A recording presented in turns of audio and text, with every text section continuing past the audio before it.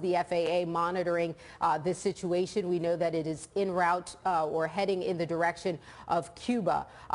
But, you know, this is interesting because we just saw a very similar situation just this past weekend, and that situation did not end well, in which, again, the pilot unresponsive, fighter jets, they were tracking this plane until the point in which it crashed into the Atlantic Ocean, hoping that that is not the scenario that we see here. But as we speak, they are still tracking this plane, still flying over the Atlantic. And this is a small Socata TBM-700 light business and utility aircraft. That, according to NORAD, the North American Aerospace Defense Command, and that's why they launched these two F-15 fighter jets to chase this plane, since there's been an unresponsiveness coming out of the cockpit.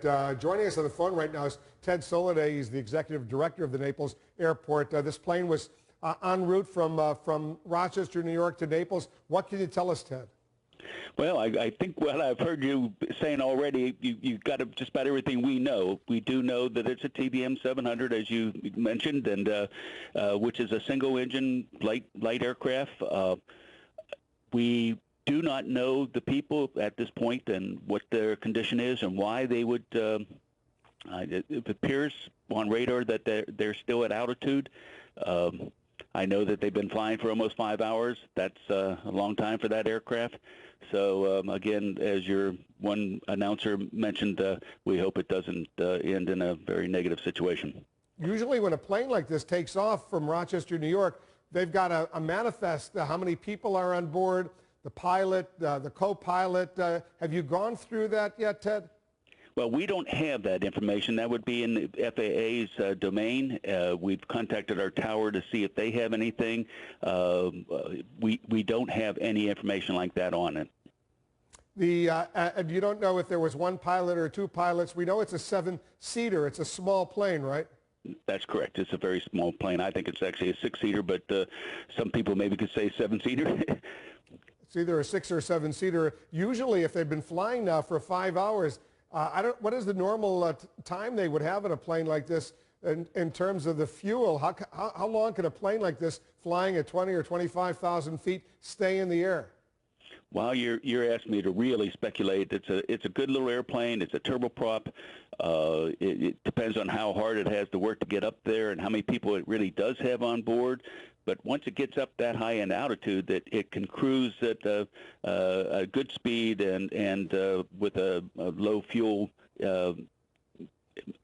use, so it can cruise very well. I was speculating just before you came that 5 hours is a long time for that airplane. Yeah, I suspect 5 hours is approaching the limit, but we'll find out soon enough. Ted Soliday, Executive Director of the Naples Municipal Airport, which was the destination of this small plane. Thanks very much.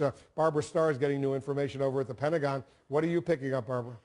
I am, Wolf. I've just heard back from NORAD with the latest information. They are telling us that the two F-15s have broken off now, that they are no longer trailing the aircraft. And this, of course, is because the aircraft, this unresponsive aircraft, has now entered Cuban airspace. So the F-15s would have broken off before entering the 12-mile airspace of Cuba. Of course, airspace is 12 miles. Your national airspace is essentially 12 miles off your coastline. The F-15s would not enter Cuban airspace, of course, so they broke off. We are told the aircraft has entered Cuban airspace, and it is the understanding of NORAD that a Cuban fighter jet is now intercepting and trailing the aircraft. This is the latest information from an official at NORAD, the North American Aerospace Defense Command, which maintains surveillance of U.S. airspace and watches for any aircraft out of place, of course, especially since 9/11. So again, the U.S. F-15s broke off before entering Cuban airspace. The plane is this unresponsive aircraft now has entered Cuban airspace, and I want to read precisely. It is the understanding of NORAD, quote, a Cuban fighter has intercepted and is now trailing the aircraft.